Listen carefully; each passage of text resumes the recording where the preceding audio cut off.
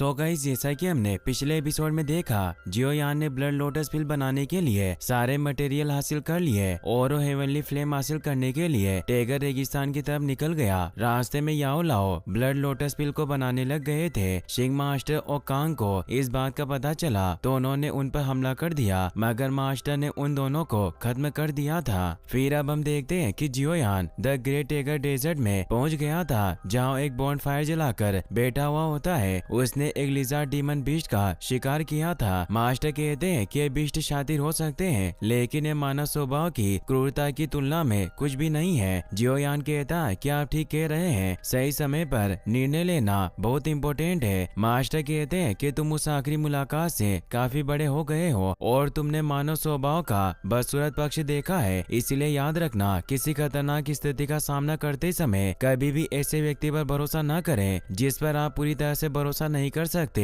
हो सकता है कि उस युवा एल्केमिस्ट शिंग की तरह तुम जवानी में समाप्त हो जाओ, तुम्हारे सीने में भी गहरे खंजर से वार किया जाए। जियोयान कहता है किसी पूर्ण शक्ति के साथ ही मानवता को खत्म होने से रोका जा सकता है, और अब हम लगभग वहाँ है जो कल्टीवेशन के लिए सबसे अच्छी जगह मानी जाती है। जियोयान जब आगे बढ़ता है तो उसे टीले पर यूनियन दिखाई देती है, जिसे देखकर जियोयान बहुत खुश होता है और उसे आवाज लगाता है, लेकिन उसकी तरफ नहीं मुड़ती। तो जियोयान दौड़कर उसकी तरफ जाता है, मगर वो नालन में बदल जाती है और उसके सीने में एक तलवार घोंप देती है। जियोयान इससे बहुत डर जाता है, उसकी आंख खुल जाती है क्योंकि वो सपना देख रहा था। मास्टर उसे कहते हैं कि क्या तुमने कोई बुरा सपना देखा? मैंने अभी नालन का नाम सुना। जियोयान मास्टर से कहता है कि अगर मैं 3 ईयर एग्रीमेंट में हार गया तो ये सिर्फ मेरी गरिमा को नहीं खोएगा, बल्कि मेरे परिवार के भविष्य का भी अंत कर देगा। मास्टर कहते हैं कि तुम चिंतित हो कि नालन तुमसे ज्यादा ताकतवर होगी। तुमने देखा कि इस दुनिया में ऐसा कोई भी नहीं है जो पावर के साथ ही पैदा हुआ हो। पावरफुल वही होते हैं जो मजबूत बनने के लिए कड़ी मेहनत करते हैं। अगर किसी को तलवार चलाना सीखना है तो उसे अपने दिल के डर को छोड़ना होगा, इसीलिए तुम्हें भी ऐसे ही अपने काम पर ध्यान केंद्रित करने के बारे में सोचना चाहिए। मेरा विश्वास करो, मैं गलत नहीं हूँ। तुम में बहुत टैलेंट हो सकता है, बट ये तुम्हारा डेडिकेशन ही है जो तुम्हारी सफलता की कुंजी बनेगा। कुछ महीनों में 3 ईयर एग्रीमेंट आने वाला है जिसने तुम्हें शर्मसार किया था।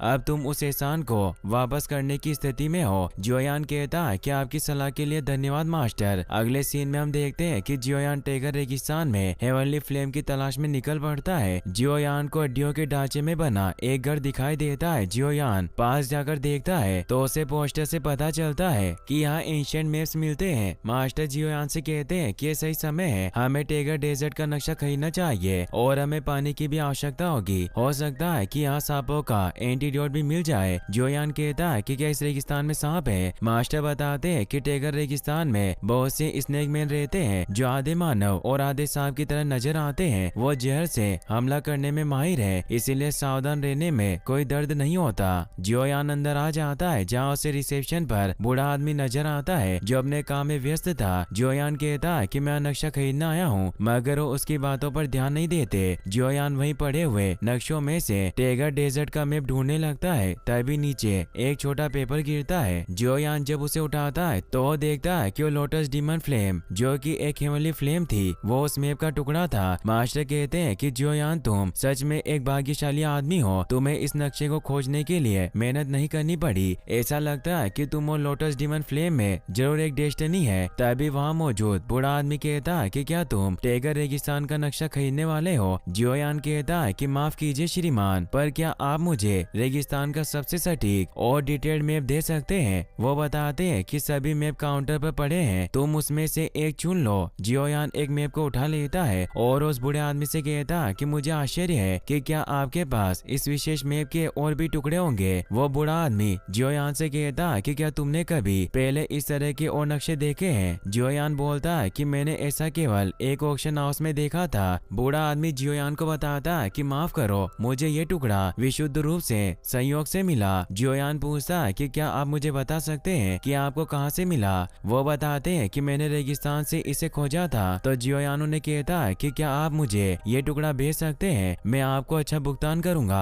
वो बूढ़ा आदमी जियोयान को कहता है कि ये बेचने के लिए नहीं है, मुझे ऐसा कुछ दोबारा नहीं मिलेगा। पैसे में मुझे कोई दिलचस्पी नहीं है, तुम इसे चुराने के बारे में मत सोचना, वरना तुम्हारे लिए अच्छा नहीं होगा। जियोयान उन्हें कहता है कि मैं किसी ऐसे व्यक्ति से बलपूर्वक इसे लेने का सपना नहीं देखूंगा जो कभी डू हुआंग यानी फाइटिंग एम्परर रहा हो। डू हुआंग की पावर 7 लेवल बीस्ट के बराबर होती है और उस बूढ़े आदमी का नाम बो डोंग होता है। वो इससे हैरान हो जाता है और घर के गेट को बंद कर देता है। अब वो अपने असली रूप में आ जाते हैं और अपनी पावर को एक्टिवेट कर लेते हैं। ये देखकर मास्टर कहते हैं कि संभल कर रहना, ये बूढ़ा कोई साधारण आदमी नहीं है, उसकी असली ताकत डू हुआंग के स्तर पर होनी चाहिए। हालांकि ऐसा लगता है कि वो अपनी अधिकांश पावर को दबा रहा है, उसकी वर्तमान ताकत केवल डूलिंग यानी फाइटिंग स्पिरिट के आसपास है, मगर फिर भी वो तुम्हें आसानी से मार सकता है। जो यान निराश होकर कहता है कि मैं अक्सर ऐसे मजबूत लोगों से क्यों पंगा लेता रहता हूँ। मास्टर कहते हैं कि तुम भाग्यशाली हो। तभी बो डोंग एक शील्ड को एक्टिवेट कर देते हैं जिससे वो घर एक शील्ड में प्रोटेक्ट हो जाता है। जियो यान बो डोंग से कहता है कि कृपया मुझे गलत ना समझे, मैं आपको नहीं जानता, मेरा मतलब आपका अनादर करना नहीं था, लेकिन ये नक्शे का टुकड़ा मेरे लिए बहुत महत्वपूर्ण है। अगर आप मुझे इसे बेच देंगे तो मैं आपका आभारी रहूंगा। साथ ही अगर आपको किसी और चीज की जरूरत है तो मैं निश्चित रूप से आपको दे सकता हूँ अगर वो मुझे मिल जाए। बो डोंग कहते हैं कि मुझे उम्मीद नहीं थी कि तुम्हें कोई स्किल होगी। जियोयान कहता है कि आपको मेरा सुझाव कैसा लगा।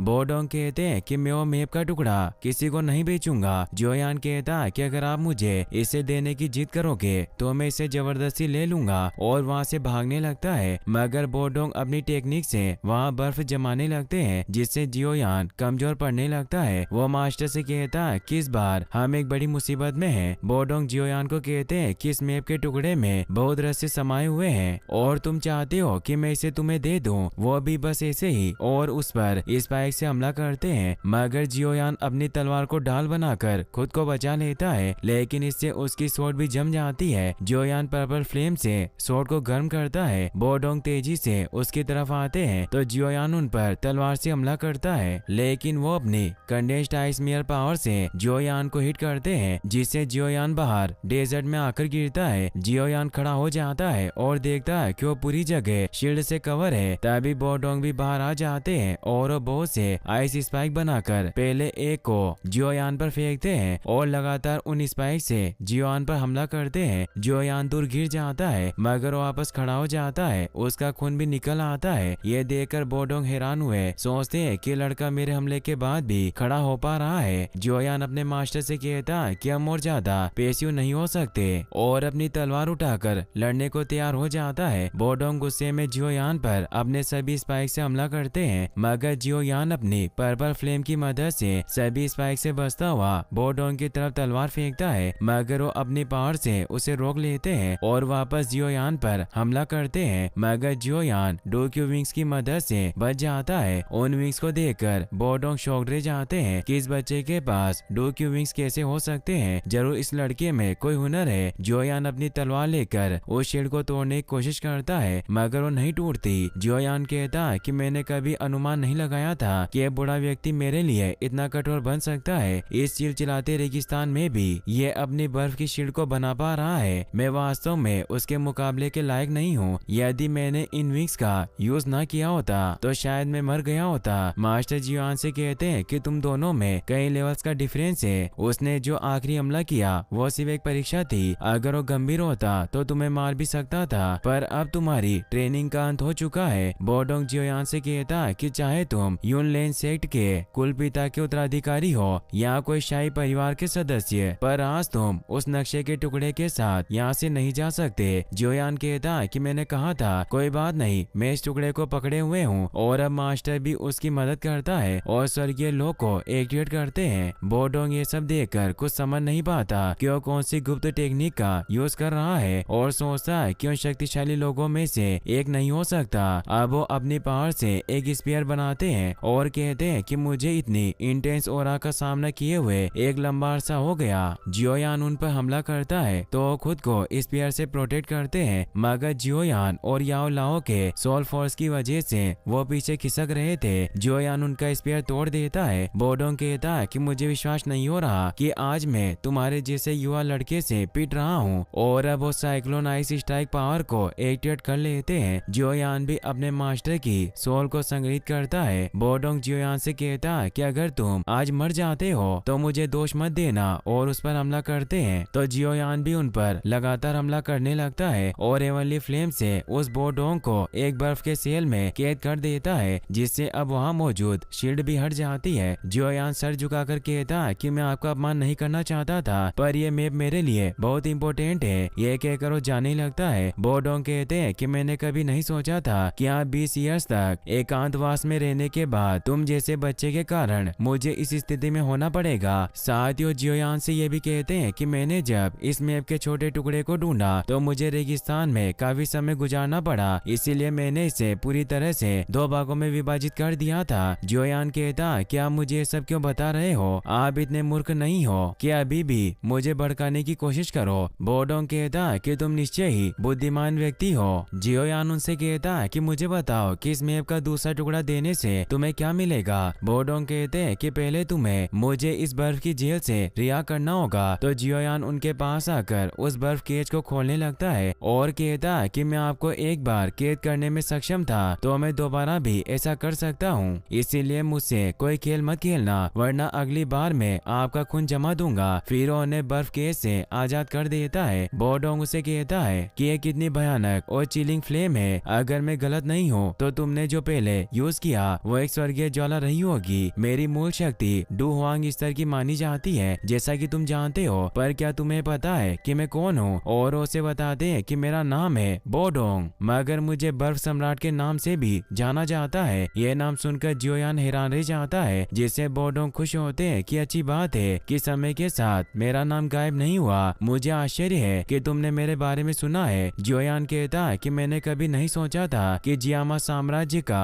एक प्रसिद्ध डू हुआंग इस समय एक मानचित्र विक्रेता के रूप में रेगिस्तान में रह रहा होगा। बोडोंग बताते हैं कि सालों पहले मेरी मुलाकात क्वीन मेडुसा से हुई थी, और तुम अच्छी तरह से याद रखना, क्वीन मेडुसा इस महाद्वीप पर टॉप रैंक के डू हुआंग में से एक है, और हमारी लड़ाई से इस बात में कोई संदेह नहीं था कि मैं उससे पूरी तरह से हार गया। मेडुसा ने मुझे स्नेक सील से श्रापित कर दिया, जिससे सील मेरी शक्ति को डूलिंग स्तर तक सीमित कर रही है। जियोयान कहता कि आप कृपया मुझे ये मत कहना कि आप चाहते हैं कि मैं आपके लिए वो सील तोड़ दूं। बोडोंग कहते हैं कि मैं यही चाहता हूँ। जियोयान परेशान होता है और ने कहता कि आप मुझसे बहुत ज्यादा उम्मीद कर रहे हैं, मेरे पास इतनी भी स्किल नहीं है। बोडोंग कहते हैं कि नॉर्मली मैं तुम्हें दूसरे नक्शे के टुकड़े के बारे में नहीं बताता, लेकिन तुमने जो फ्लेम लड़ाई के वक्त यूज की, मुझे अपना विचार बदलने पर विवश होना पड़ा। मगर तुम मेरे लिए वो पिल बना सकते हो जिसकी मुझे आवश्यकता है, तो मैं तुम्हें केवल दूसरे मैप का टुकड़ा ही नहीं दूंगा, बल्कि मैं तुम्हारा एहसानमंद रहूंगा।